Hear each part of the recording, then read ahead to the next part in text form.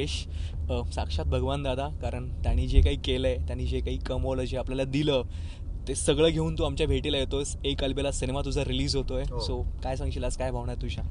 झाला तर 1-2 दिवसच राहिलेत. किमया मोशन फिल्म्स आणि मंगलमूर्ती फिल्म्सच्या माध्यमातून 24 जूनला एक अलबेला हा सिनेमा नाही म्हणणार, हे इंद्रधनुष्य मी म्हणणार आहे. हे आता रसिकांसाठी ओपन होते बघायला. मला खात्री आहे की इंद्रधनुष्य बघितल्यानंतर जसा सगळ्या लोकांना आनंद होतो, 7 कलर्स दिसतात, तसंच हा एक अलबेला रूपी इंद्रधनुष्य बघितल्यानंतर मला असं वाटतं लोकांना फार आनंद होईल. आणि भगवान दादा, भगवान आबाजी पालव हा माणूस किती लिजेंड होता, काय होऊन गेला, त्याने आयुष्यात काय केलं, अलबेला सिनेमा करत असताना त्यांना काय काय अडचणी आल्या, त्यावर काय मात केली, हे सगळं या सिनेमामध्ये बघायला मिळणार आहे. आणि आता 1-2 दिवसच राहिलेत रे फिल्म रिलीज व्हायला.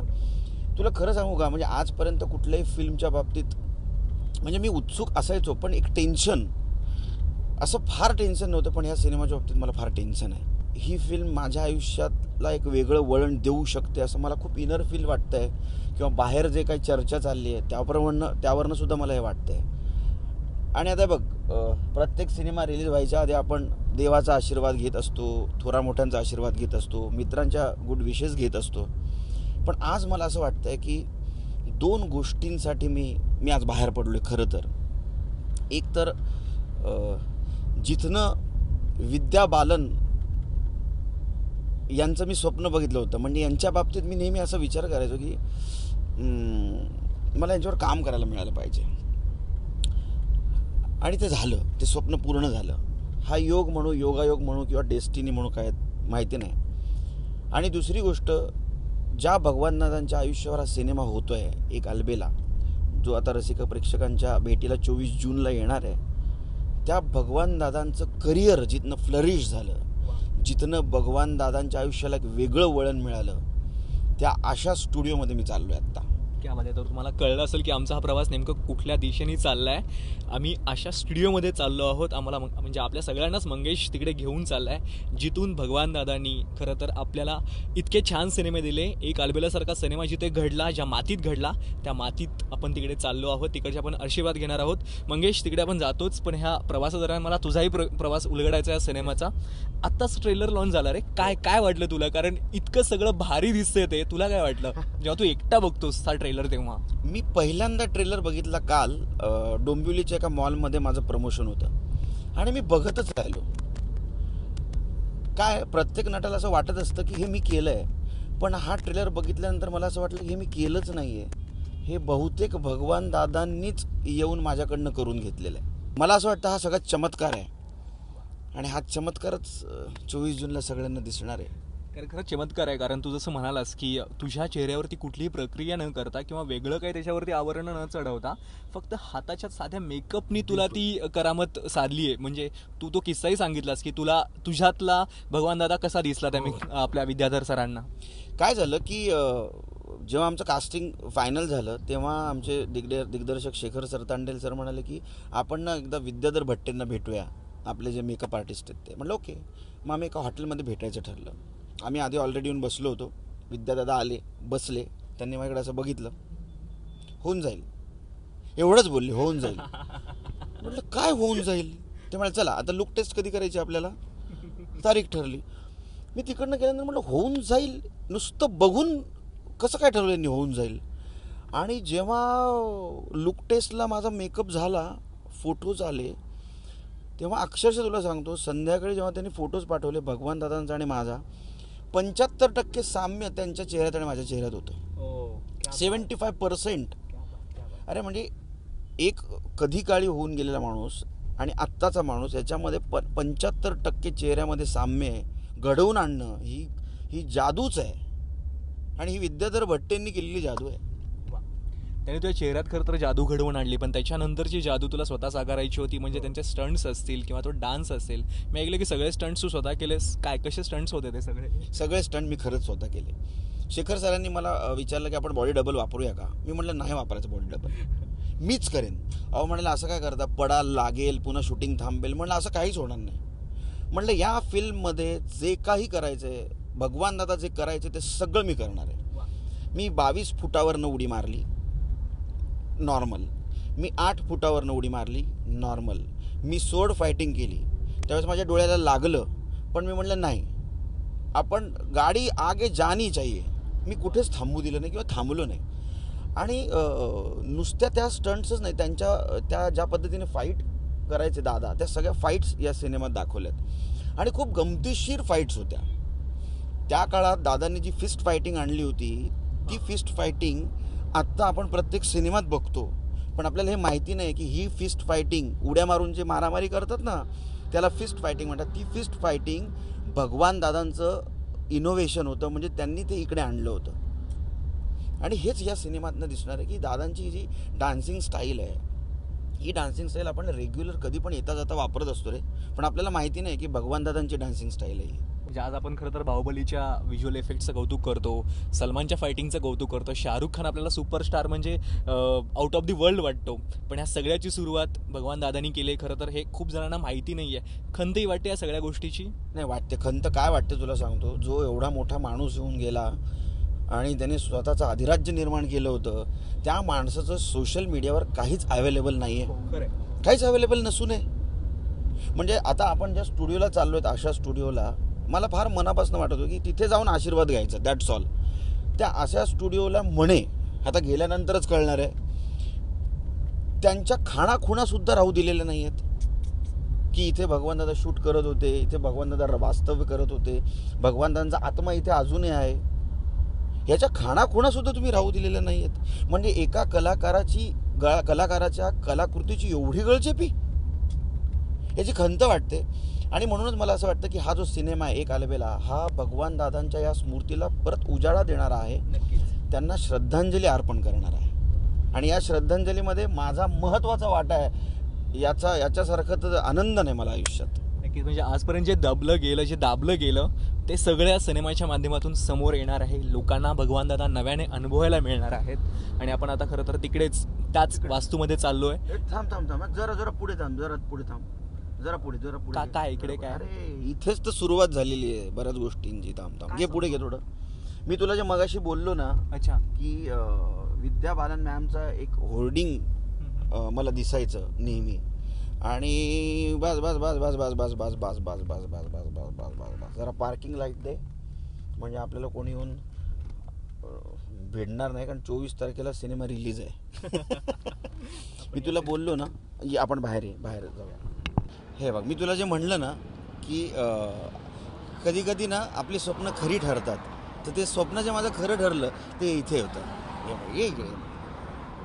हे जे आहे ना, हे इथे एक होर्डिंग लागलेलं असायचं नेहमी, ते आत्ता दिसत नाही काहीच. आणि एका ज्वेलर्सचं होर्डिंग होतं, त्या होर्डिंगवर विद्या बालनचा फोटो होता. मी येता जाता हे होर्डिंग बघायचो आणि म्हणायचो यार, यांच्यावर मला एकदा काम करायला मिळालं पाहिजे, कारण त्यांचा कहाणी नावाचं मी त्यांची फिल्म बघितली होती आणि त्यानंतर मी त्यांचा फॅन झालो. मग परिणिता, भागमभाग या सगळ्या त्यांच्या फिल्म बघितल्या. मी म्हटलं यार, या फारच ग्रेट ॲक्ट्रेस आहेत, मला यांच्यावर एकदा कधीतरी काम करायला मिळालं पाहिजे. आणि ते स्वप्न माझं पूर्ण झालं. म्हणून मी तुला म्हटलं की आपण इथे थांबूया, कारण मी बऱ्याचदा, म्हणजे आत्ता पण येता जाता, इथे काहीच नाही आहे, बऱ्याच दिवसापासून इथे काही लागलेलं नाही आहे, येता जाता मी या जागेकडे बघत असतो, कारण इथेच ते पोस्टर होतं. नक्कीच. अरे म्हणजे आपण कधी कधी असं चुकून एखादी गोष्ट मागत असतो, किंवा आपण अशा माइंडमध्ये काही काही गोष्टी विश करत असतो की हे व्हावं माझ्या आयुष्यात. कदाचित ते तू त्या क्षणाला बोलला असशील, ही इच्छा तुझी पूर्ण झाली आहे, ही इच्छा एक पूर्ण झालेली आहे, त्यांच्यासोबत तू काम केलेलं आहेस. आणि आता पुढचा प्रवास आपला आहे तो अशा स्टुडिओला जायचं आहे आता, कारण ते फार महत्त्वाचं आहे. ते आशीर्वाद घेऊनच 24 तारखेला जो काही चमत्कार घडणार आहे तो घडणार आहे. चलो निघेल. भगवान दादांचा हा आशा स्टुडिओ. खरं तर खूप आठवणी आहेत, खूप किस्से आहेत, खूप गमती शमती आहेत आणि एक इतिहासही खरं तर या स्टुडिओमध्ये लपलेला आहे. नेमकं काय आहे ते आपल्याला मंगेशच सांगेल. मंगेश, आशा स्टुडिओमध्ये आपण आलो आहे, काय सांगशील? भगवान दादांनीच्या करिअरमधला वेगळा टर्निंग पॉईंट असा होता की त्यांना काही डिस्ट्रीब्युटर्सने खूप चॅलेंज दिलं होतं त्या काळात आणि त्यांना बॉयकॉट करण्याचा प्रयत्न केला होता. तेव्हा दादांनी आशा स्टुडिओ काढला होता आणि जागृती पिक्चर्स ही त्यांची स्वतःची कंपनी काढली होती. हा आशा स्टुडिओ म्हणजे त्यांच्या आयुष्यातली आशा आहे, त्यांनी लोकांना दिलेली एंटरटेनमेंट आहे. मॅक्झिमम स्टंट सीन ते इथेच करायचे या स्टुडिओमध्ये मॅक्झिमम. आणि असं म्हणतात की याच्या बाजूलाच आर के स्टुडिओ आहे, राज कपूरजींचा स्टुडिओ. राज कपूरजी आणि भगवान दादा संध्याकाळच्या वेळेला त्यांचं शूट संपलं, यांचं शूट संपलं की मध्ये एक गॅप आहे, त्या गॅपमध्ये येऊन बसायचे गप्पा मारत, आज काय शूट केलं, आज काय शूट नाही केलं, याच्यावर चर्चा करत. आणि मला असं वाटतं की माझ्या आयुष्यातलं पण एक टर्निंग पॉईंट आहे, दादांच्या आयुष्यातलं टर्निंग पॉईंट आशा स्टुडिओ होता. म्हणून मी दादांचा आशीर्वाद घेण्यासाठी या स्टुडिओमध्ये आलो आहे. दादांचं एक छोटंसं घर पण इथे. दादाच्या देवीला नमस्कार करून त्यांचा आशीर्वाद घ्यायचे. त्या देवीचं मंदिर आतमध्ये आहे. या सगळ्यांचा आशीर्वाद घेऊन ती एनर्जी घ्यावी असा मी विचार केला आणि म्हणूनच मी इकडे आलो. क्या बात आहे. खरं तर खूप किस्से आहेत, खूप आठवणी आहेत आणि खूप साऱ्या गमती जमती आहेत लपलेल्या या स्टुडिओमध्ये. सगळं आपण तुझ्याकडून जाणून घेणार आहोत आणि तू जसं म्हणालास तसं आपण आशीर्वादही घेणार आहोत, त्यांच्या घरीही जाणार आहोत. सो आय थिंक आपण जाऊयात आतमध्ये. भारतीय सिनेमाच्या इतिहासातला पहिला डान्सिंग सुपरस्टार, पहिला ॲक्शन सुपरस्टार अशा भगवानदादांच्या घरात आता मी आलो आहे. अर्थात मंगेशही आहे सोबत आणि भगवानदादांचा हा फोटो. मंगेश, काय भावना आहेत आज तू इकडे यांच्या घरात, प्रत्यक्ष त्यांच्या घरामध्ये आलास? नाही, म्हणजे मला असं वाटतं की ह्या सगळ्या सिनेमाचा जो घाट घातला आहे तो दादांनीच घातला आहे. कारण हा सिनेमा माझ्याकडे आला, या सिनेमात मी त्यांच्यासारखं काम करू लागलो, या सिनेमात मी त्यांच्यासारखं नाचू लागलो आणि आज नकळतपणे मी त्यांच्या घरात आलो आहे. असं म्हणतात की या घरामध्ये त्यांचं वास्तव्य होतं, ते रेस्ट करायला या घरात यायचे. हे आशा स्टुडिओमधलं त्यांचं घर आहे. इथे आतमध्ये म्हणतात ते देऊळ आहे, ज्या देवीचे ते आशीर्वाद घेऊन जायचे. आणि मला सगळं चमत्कारिकच वाटतं आहे. म्हणजे मी या ठिकाणावरून 1000 वेळा गेलो असेल आजपर्यंत, पण मला असं कधीच वाटलं नाही आत काहीतरी असेल किंवा आज जावं. पण आज दादा त्यांच्या घरात घेऊन आलेत. नक्कीच तो योग यावा लागतो आणि तो योग खरं तर दादानी जुळवून आणला आहे. कारण जेव्हा तुझी गाणी आली तेव्हा सगळेजण त्या 2 गाण्यांचं कम्पॅरिझन करत होते की एकदा तुझं गाणं पाहायचं, एकदा दादांचं गाणं पाहायचं. खरं तर तुझ्यासाठी म्हणजे सगळ्यांसाठीच खूप मोठी गोष्ट आहे.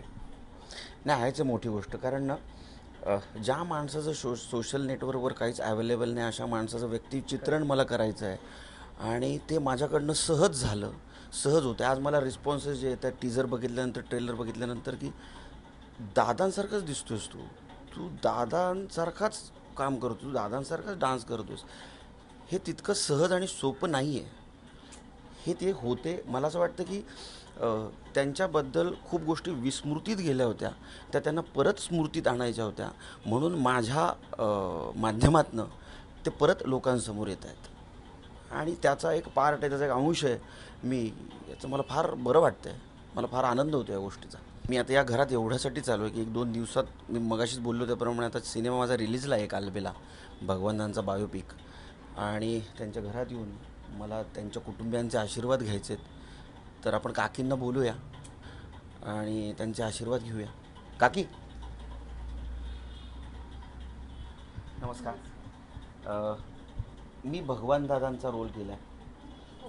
24 जूनला माझा हा सिनेमा एक अलबेला, भगवानांचं व्यक्तिचित्रण टाकणारा एक अलबेला संपूर्ण महाराष्ट्राच्या बाहेर परदेशात रिलीज होतो आहे. तर दादांचा आशीर्वाद नकळतपणे मला मिळालेलाच आहे, पण दादांच्या कुटुंबियांचा आशीर्वाद प्रत्यक्षात जर मिळाला तर मला असं वाटतं की दादा ज्या राईजला होते त्या राईजमधला थोडाफार हिस्सा माझ्या वाट्याला पण येऊ शकतो तुमच्या आशीर्वादाने. तुमचे आशीर्वाद तर आहेच तुमच्या पाठीमागे आणि विश ऑल दी बेस्ट. म्हणजे जे पप्पांसाठी तुम्ही केलं आणि जे करता आहात really that is very very good. आणि जे परत आणणार आहात तुम्ही त्यांना परत या यंगर जनरेशनच्या समोर, दॅट इज मोर ॲडमायरेबल.